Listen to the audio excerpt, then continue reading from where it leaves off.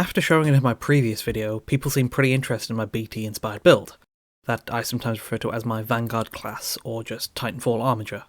So I figured it'd be worth making a video breaking down how I made it. Now this was before I started making videos, so I don't have any footage of me building it, so I hope the pictures will suffice over just some footage from another build.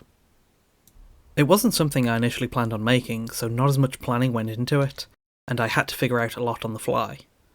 It was something that really pushed me in terms of my converting skills, but because of that I learnt a lot, and since then it allowed me to be a bit more ambitious in planning builds. I learnt a few new techniques in the process, got better at planning stuff, and used a lot of what I learnt to make my recent tank head too. It was definitely a significant build for me, so it means a lot to me, on top of turning out pretty well and being based on one of my favourite mechs.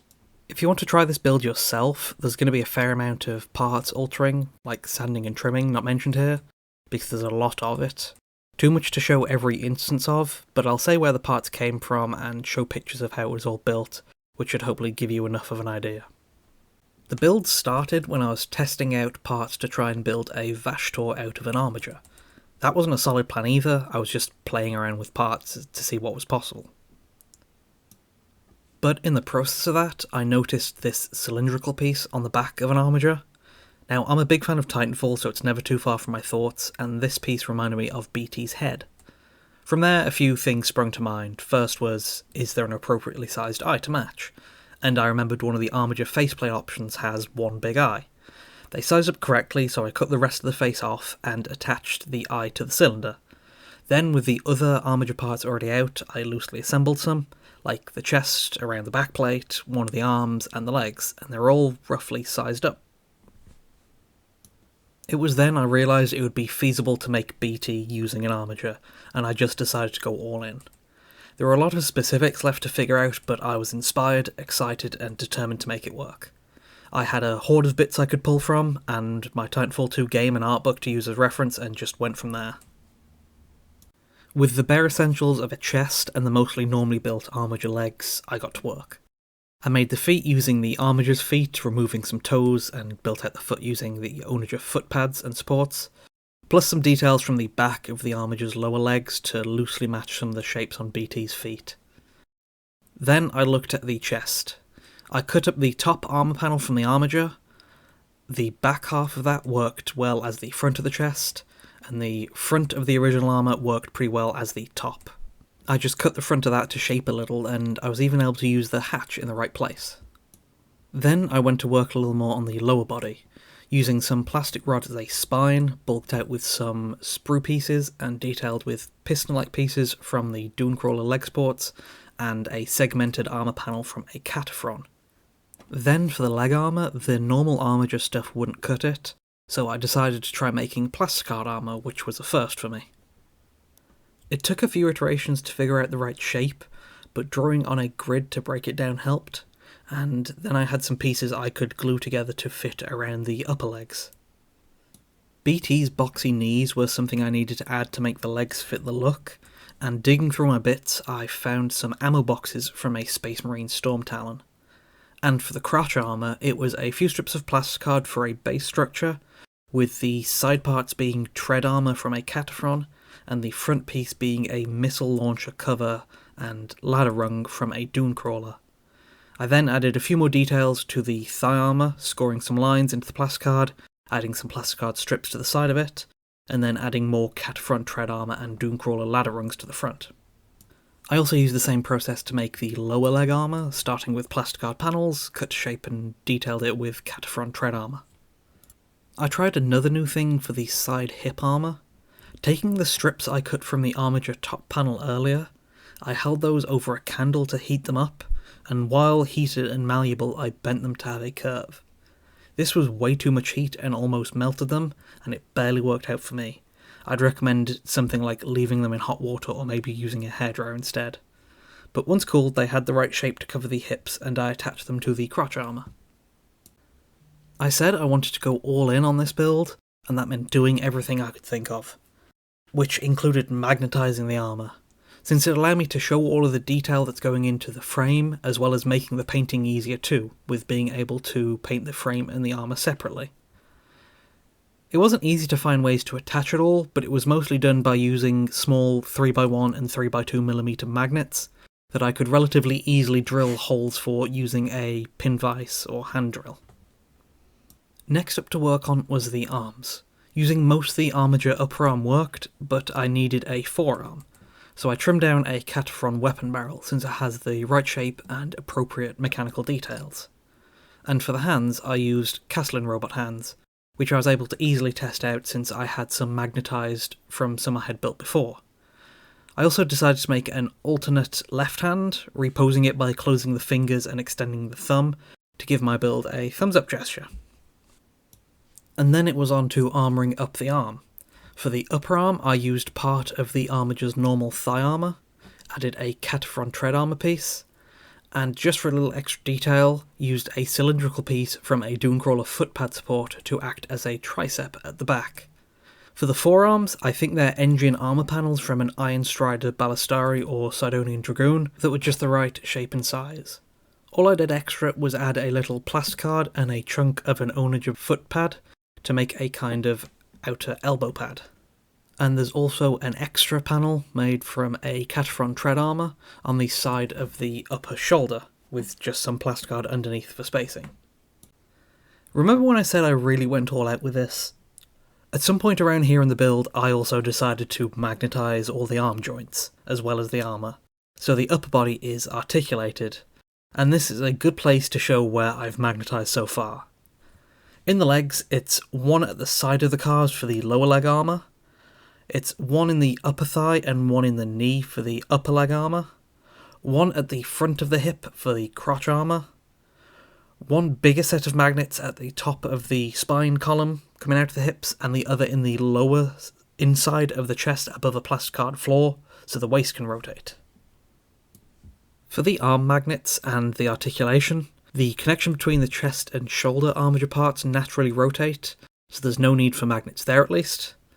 There's a magnet on the bottom part of the shoulder and the upper part of the upper arm, which allows them to twist. And the magnet in the upper arm also connects to one in the upper arm armour. Then there's a group of 4, 2 in the sides of the elbow, which need to be drilled carefully and glued in before assembling the halves of the upper arm, and they attach to 2 in the sides of the forearm, which allow the elbow to hinge. Then there's 2 in the lower forearm, which attach the forearm armour, and finally there's one at the bottom of the forearm, which connects to one in the hand, which allow the hands to rotate. Then it was on to building the chest.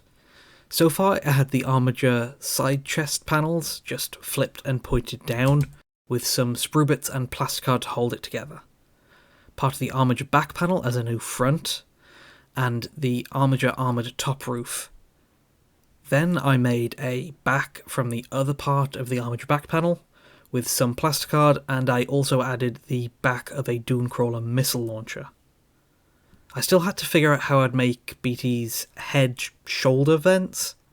I tried Titanfall weapon mounts and Dooncrawler missile boxes, but neither matched up in size. So while I waited for some different parts I would try out, I worked on a few other things. I used the lower part of another Armiger's hatch to armour up the front a bit more, and added a detail I liked from the game, a seer kit with a pistol and a knife hidden in BT's head. I was limited with space and had to cut stuff down a bit to fit in, but I used an Arbite pistol since it looked like a wingman, and cut down the Skitarii power sword to use as a data knife. I know the proper seer kit has a smart pistol, but I just like the wingman more, even if I'm not very good with it. For the weapons, I wanted to be able to use this in a game as an actual Armiger, so I tried to match the weapons profiles of the two Armigers. The Helverin with autocannons and the Warglaive with a thermal weapon and chainsword melee weapon. Fortunately, Vanguard Titans can use a few different loadouts during the game, so I had a lot to choose from. The Vanguard class's default battle rifle, the EXO TBR-16, worked well for the autocannon option. Then the obvious choice for a thermal weapon is Scorch's thermite launcher, and the similarly obvious choice for a melee weapon is Ronin's broadsword. To make the Titan battle rifle, I started with an Armiger autocannon since it's the right shape and size and even has a round drum magazine. I cut the back of the barrel short, added a camera system from a Space Marine Desolator to use as a weapon scope. Then I added plasticard to most of the remaining barrel, and detailed that with panels cut from Cataphren tread armour.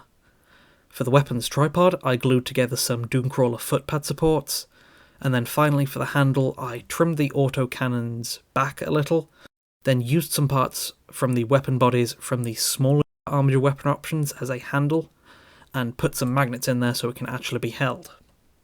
For the thermal weapon, I started with the Armiger's thermal weapon, and replaced the front of that with half of a Knight Questoris' thermal weapon front, to match the real chunky barrel of Scorch's launcher. I covered the bottom of that with some plasticard, and added some Imperial Guard missile racks as a nice detail. Then I made it a handle, again using the smaller Armiger weapon, plus some sprues and plasticard.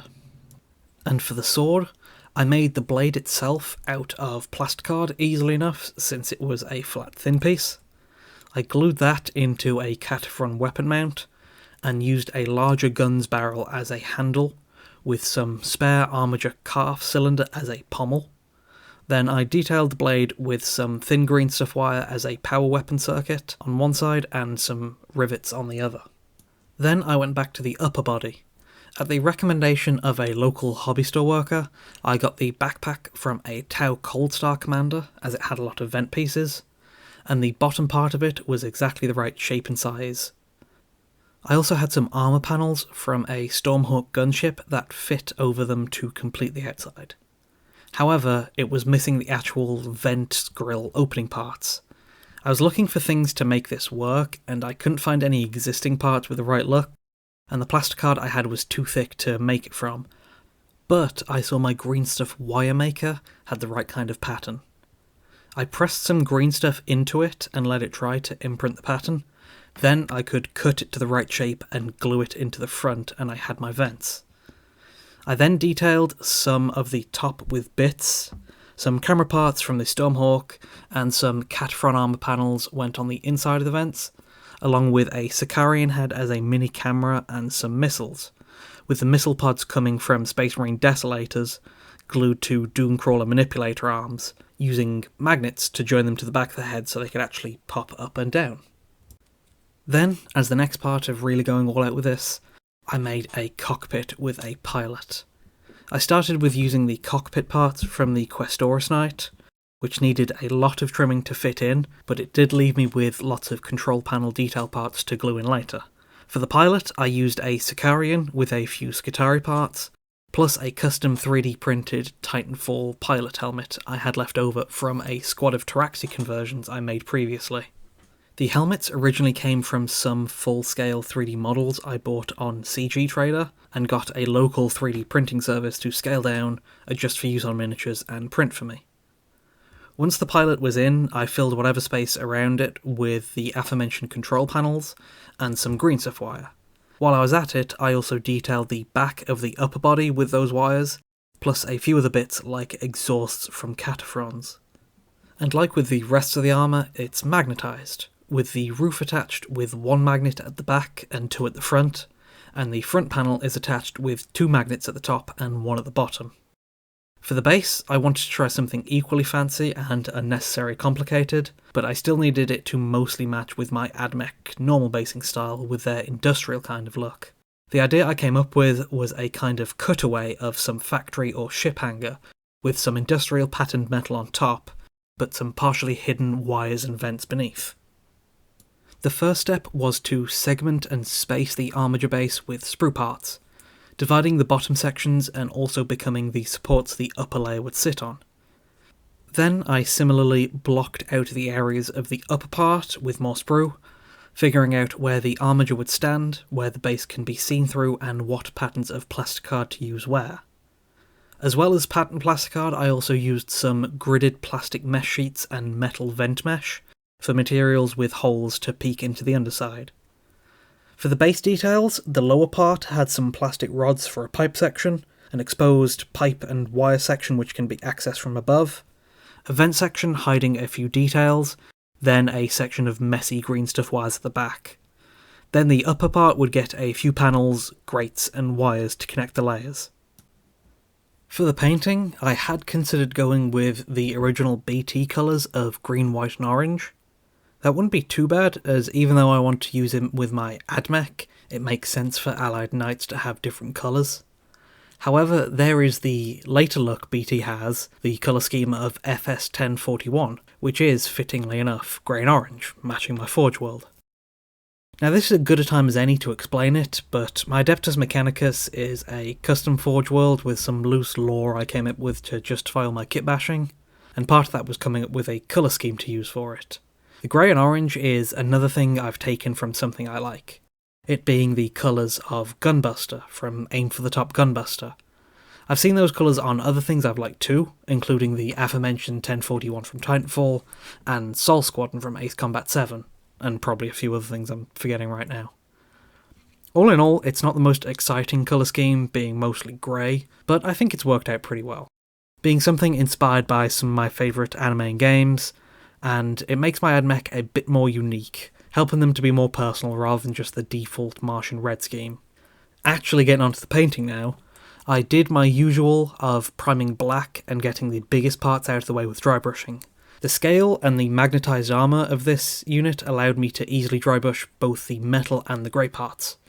Heavily dry brushing Iron Warriors with the lighter Iron Hand Steel to highlight, to paint the metal frame, then dry brushing Mechanicus Standard Grey and the lighter Dawnstone as a highlight for all the grey armour parts.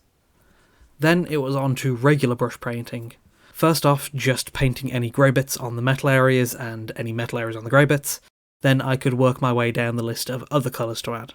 I started off picking out any details I liked the look of and wanted to draw more attention to, starting with Balthazar Gold as a copper on the metallic areas, and then also using it for any armour trim. And then I also did the same thing but with details on the grey areas using the orange paint Ratskin Flesh. Then it was pretty much just the smaller areas left to do with the base paints. I used Corn Red for wires, missiles and buttons, and then I used some more Balthazar Gold, Ratskin Flesh and also some Cabalite Green for more wires, since AdMech builds tend to have a lot of wires and the variety is nice. I used the Light Silver Iron Hand Steel to pick out any piston or metal areas that would get a lot of wear and tear, and then I used Celestra Grey to prepare any areas that I would want to add a glow to later, so the eyes, cameras, and any of the internal cockpit displays. Which leads to the next step, contrasts, an easy way to get some nice effects. I use Athematic Blue for any blue glows, like the eyes, and for any green areas, like buttons and screens, I used Karandras Green, sometimes with 2 thin coats for the best effect of that one. And then finally, just for some more variety on the metals, I used the Black Templar contrast paint to darken some areas, mainly wires. For some more details, I added some decals, mainly looking at the original BT for the type of decal and the placement. I picked out some of the most relevant and matching details from the AdMech transfer sheet, just ones like faction logos, smaller iconography and vehicle markings. Once they were on and dried, I went over them with some decal softener just to make sure their edges don't stand out. With the decals down, I could then do the washes, to both shade the model and coat the decals to make sure they definitely blended in.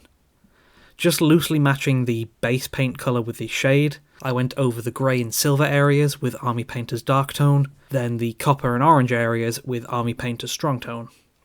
With the base, I painted it mostly in the same colours, with dry brush metal and picking out the details on it, along with some wires and other things that were hidden in the vent. I just don't go as bright with the colours so the model itself still stands out, and the base is done after the washes. While using the washes, I also added some muzzle burn to the thermite launcher weapon. After finishing with the normal shades, I went over the front half of the muzzle with Druchii Violet. Then once that's dried, I go over the front quarter with Drakenhof Nightshade, and then finally I go over the very end with Army Painter's Dark Tone. Finally, I moved on to the highlighting, and a lot of it was already done with the dry brushing, but for this build I did a few more layers of edge highlighting on top of that. Even then, the dry brushing still helped by showing what edges it makes sense to go over. For most of the colours, the original paint worked as a highlight, as the washes darkened the version of it already on the model, but I did do more with the grey specifically, since it is one of the biggest parts of the model. And just as a rule of thumb, the higher up and the more upwards facing the part, the brighter the paint I used. Starting off with the Mechanicus Grey over most of the edges all over, then Dawnstone Grey over the upward edges, mainly from the upper body, and then with Administratum Grey, I went over the corners over the very top edges around the shoulders and upper chest. And an extra touch I like to do that's simple but is a nice addition is a dot of white in the upper corner of the eye, which I used Proacryl's Bold Titanium White for. It makes it look like there's a reflection of a strong overhead light in the eye. It can be a bit difficult getting such a small dot of a bright colour, but it's worth it since it's a big eye and one of the main areas of the model that'll be looked at first.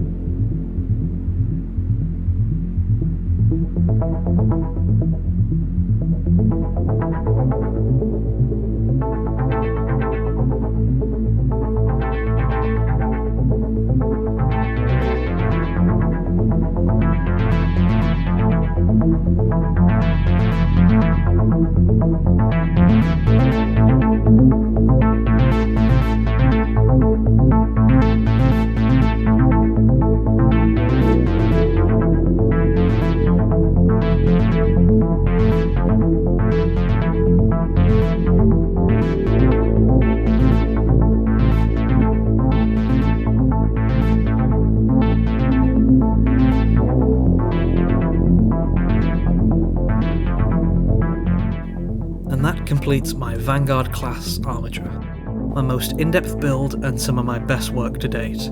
It has a full inner frame and cockpit complete with pilot, with magnetised armour, articulated arms and different weapon loadouts. Of all my builds, it's probably my favourite, being based on one of the coolest mechs from one of my favourite games, where the build itself started almost by chance, and I figured it out and learnt a lot along the way just because I really wanted to make this build happen. I even later did a kind of follow-up build and made some terrain for it, a mech hangar to have a nice place to keep it for a simple display as well as some stuff to use in game. And while on the topic of Titanfall builds, I also made a Dreadnought inspired by the Heavy Titan Legion, and I'm even trying to figure out how to make a North Star for another build at some point. So let me know if you'd like to see a video on those as well.